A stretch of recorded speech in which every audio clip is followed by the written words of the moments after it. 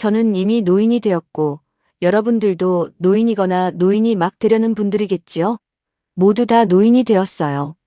이 세대 많은 노인들은 정말 열심히 살아오신 분들입니다. 그분들이 귀한 어른으로서 존중받았으면 좋겠습니다. 저는 이 채널을 통해서 좀 재미없더라도 우리가 참어른으로서 자리 잡을 수 있도록 조그만 역할을 하려고 해요. 참, 요즘 넷플릭스의 참교육 너무 재미있죠?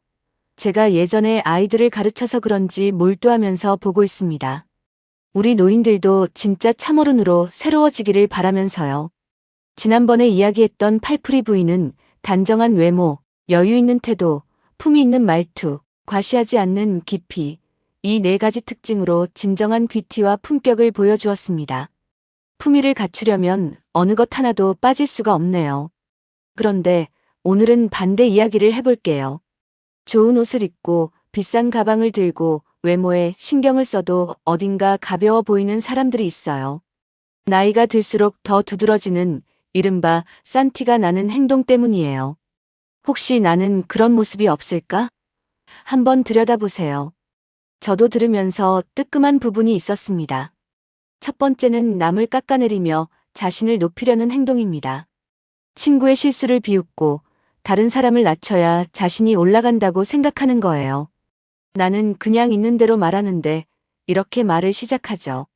그건 솔직한 게 아니에요. 누군 뭐 몰라서 말 안 하나요? 다 알고 있지만 상처를 가져올 수 있는 말을 안 할 뿐이죠. 사람들은 솔직함이 아니라 그 사람의 열등감을 먼저 보아버립니다. 모임에서 누군가의 이야기가 나오면 꼭 이런 한마디를 해요. 그 사람은 원래 그래. 내가 잘 알지. 그 사람이 그렇게 성공했어? 내가 보기엔 별로던데. 그 말로 그 자리의 분위기가 싸해지고 사람들은 슬며시 불편해집니다. 팔풀이 부인이 오즈번의 청혼을 거절할 때 상대방 마음에 상처 하나 내지 않았던 것 기억하시나요?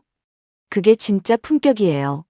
남을 낮춘다고 내가 더 빛나게 되는 것은 아닙니다. 두 번째는 내가 노인이니까 다른 사람은 나를 대접해야 한다는 행동입니다. 은퇴 후 대중교통을 주로 이용합니다. 지하철과 버스를 많이 이용하는데 천태만상의 모습을 보고 있습니다. 어른이 탔는데도 폰만 보고 있는 젊은이들과 길을 쓰고 앉으려는 아줌마 일행들, 멀리 있는 친구 아줌마까지 기어이 앉히고야 마는 뜨거운 친구애를 보죠. 거동이 불편한 노인들도 남녀노소 불문코 폰에 코를 박고 앉아있는 사람들에게 자리 양보받을 생각을 하지 않습니다. 이제 노약자에 대한 미덕은 폰에게 밀려났습니다. 저도 여러 가지가 불편했어요. 나이가 너무 많아지면 가급적 외출은 자제하고 필요할 때는 정말 택시를 타야겠구나 하는 생각도 감히 한번 해보았습니다. 이 모든 상황에서 그나마 겉으로는 괜찮아 보이는 중년 또는 노년 초반인 사람이 기어이 자리에 앉겠다고 길을 쓰는 모습은 정말 안쓰럽다 못해 싼티나는 행동으로 보입니다. 심지어 어떤 노인은 앉아있는 사람에게 자리를 양보할 것을 강요하기까지 합니다. 이런 행동을 우리는 어떻게 봐야 할까요? 세 번째는 뭐든 손해보기 싫어하는 행동입니다. 밥값 계산할 때도 인간관계에서도 늘 손익부터 따지는 분들이 있어요. 몇 천 원 차이에도 과하게 예민해지고 자기 몫은 철저히 챙기면서 분위기는 전혀 고려하지 않아요. 절약과 인색함은 달라요. 절약은 지혜지만 인색함은 사람들을 불편하게 합니다. 사람들은 돈이 없는 사람보다 돈에 끌려다니는 사람에게서 초라함을 느낍니다. 모임에서 돈을 아끼자는 사람이 있어요. 평소와는 좀 다른 모습이어서 약간 의아하죠. 식사 후 담소를 위한 찻값을 아끼자고 합니다. 그에 놀리면 각자 돈 내고 마셔야 합니다. 모처럼의 나들이에 기분이 상쾌하지는 않죠.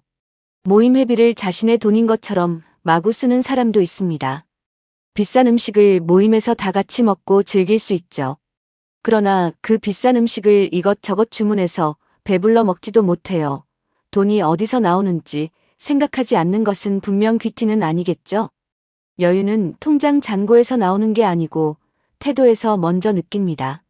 좋은 사람들의 모임에서 오늘은 내가 쏠게요 한마디를 할 수 있는 여유, 꼭 돈이 많아야 할 수 있는 게 아니에요.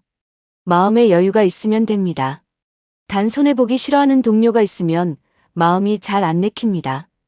호구가 될 필요는 없으니까요. 네 번째는 늘 자기 처지를 한탄하며 사는 사람입니다. 어쩌면 이게 가장 무서운 산티예요. 만나기만 하면 세상에서 자기만 가장 힘든 사람처럼 말해요. 나는 왜 이렇게 팔자가 안 좋은 건지. 내가 젊을 때 그 사람만 아니었어도. 자식들이 나를 이렇게 만든 거야. 과거 이야기, 억울했던 일로 계속 남 탓이 반복됩니다. 처음엔 위로해주던 사람들도 이 이야기가 반복되면 점점 멀어질 수밖에 없어요. 가장 가난한 티가 나는 건 통장이 아닙니다. 스스로를 포기한 듯한 분위기예요. 호텔의 딸기잼 노부인 기억하시죠? 그 노부인도 외롭고 힘들었어요. 그런데 나도 내 의견을 말할 권리가 있다. 그러지 않으면 심장이 굳는다고 했잖아요. 한탄 대신 작은 것이라도 스스로 선택하고 행동하는 것이 품격 있는 노년의 모습입니다. 덧붙여서 외모에서 드러나는 산티나는 모습입니다. 사실 이 이야기를 빼놓을 수가 없습니다. 외모는 단순히 얼굴이나 몸매 이야기가 아니죠. 그 사람이 평소에 어떤 생각을 하고 어떤 가치관으로 살아가는지가 고스란히 외모에 배어 나옵니다.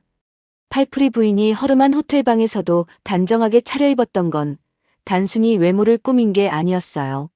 나는 나를 귀하게 여긴다는 내면의 태도가 외모로 표현된 것입니다. 반대로 산티나는 외모는 어떨까요? 온종일 구겨진 옷에 헝클어진 머리로 지내는 분들이 있습니다. 아무도 안 보는데 뭐 어때? 내가 편하면 되지 하면서요. 그런데 생각해 보세요. 아무도 안 볼 때도 나를 단정하게 대접하는 사람과 아무도 없을 때 나를 가장 함부로 대하는 사람. 어느 쪽이 더 품격 있을까요? 또 이런 경우는 어떻습니까? 비싼 옷을 입었는데 때가 묻어 있거나 향수는 진하게 뿌렸는데 옷에서 냄새가 나는 경우요. 진짜 단정함은 비싼 것에서 나오는 것이 아닙니다. 청결함과 세심함에서 나와요. 그리고 한 가지 더는 나이에 맞지 않는 과한 치장도 산티의 원인이 될 수 있습니다. 젊어 보이고 싶은 마음은 이해하지만 나이에 맞는 단정함이 오히려 훨씬 더 우아하게 보입니다. 외모는 거짓말을 하지 않아요. 그 사람이 스스로를 얼마나 귀하게 여기는지, 얼마나 성실하게 살아가는지가 고스란히 드러납니다. 우아한 모습을 한 사람이 이상한 행동을 안 하는 이유가 바로 여기에 있습니다. 외모를 가꾸는 습관 자체가 이미 자신을 존중하는 마음에서 나오는 것이기 때문입니다. 오늘 4가지 산티나는 행동 패턴과 외모를 살펴봤어요. 남을 깎아내리기, 염치 없는 행동, 손해보기 싫어하기, 한탄하기, 엉클어진 모습. 들으면서 혹시 나는?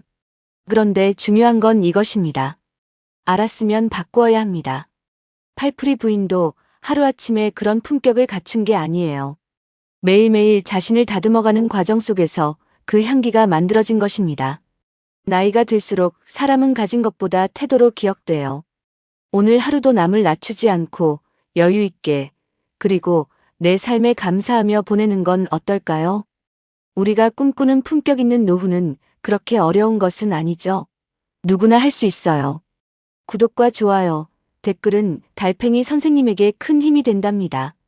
오늘 하루도 6월의 꽃향기처럼 은은하게 빛나는 노인이 되시길 바랍니다. 끝까지 함께 해주셔서 감사합니다.